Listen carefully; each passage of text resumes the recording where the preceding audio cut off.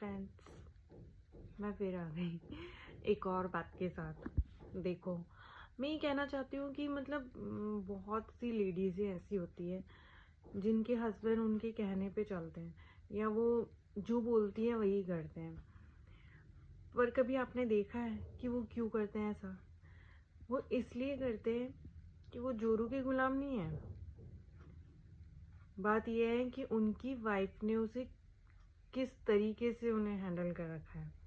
मतलब मैं सबके लिए नहीं कह रही, लेकिन कई लेडीज़ें ऐसी होती हैं कि अगर वो आदमी अपनी फैमिली का सपोर्ट करता है तो वो कहती है अगर तुमने ऐसा किया तो मैं छोड़ कर चली जाऊंगी, अगर तुमने उनके लिए बोला तो मैं छोड़ के चली जाऊंगी, अगर तुमने ऐसा किया मैं डिवोर्स दे दूंगी, फलाना फलाना ऐसा कुछ बोल बोल के उन्हें ब्लैकमेल कर लेती है। बेचारे पतियों की एक तो शादी लेट हुई है तो उनके पास कोई ऑप्शन ही नहीं रहता। वो सोचते हैं पहली शादी इतनी लेट हुई, लड़की इतनी बाद में मिली है और ये भी छोड़ के चली गई, तो भाई साहब कौन हमसे शादी करेगा।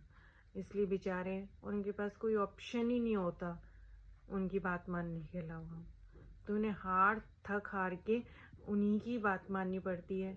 वो जो कहते हैं वही करना पड़ता है। और दूसरे लोग जब देखते हैं तो वही सोचते हैं तो पूरा जुरू का गुलाम है, ये तो अपनी बीवी के कहने पे चलता है। अरे भाई, चलेगा क्यों नहीं? अगर उसे अपना रिश्ता बचाना है और अपनी फैमिली को बनाकर रखना है तो उसे उसी की बात माननी पड़ेगी।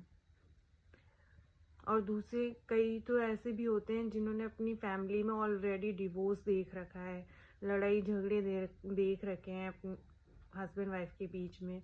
मतलब बहुत ऐसा सिचुएशन देख रखी है, तो वो नहीं चाहते कि उनकी फैमिली में किसी के साथ भी जो वो हुआ है वो उनके साथ भी हो।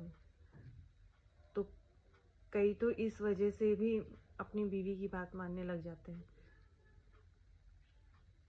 सोचते हैं कि मतलब जैसा हमने देखा हमारे साथ ऐसा ना हो।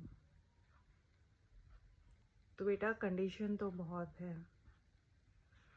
दूर से देख के जज करना बहुत आसान होता है, बट उनकी जगह पे रहकर भी सोचना बहुत मुश्किल होता है।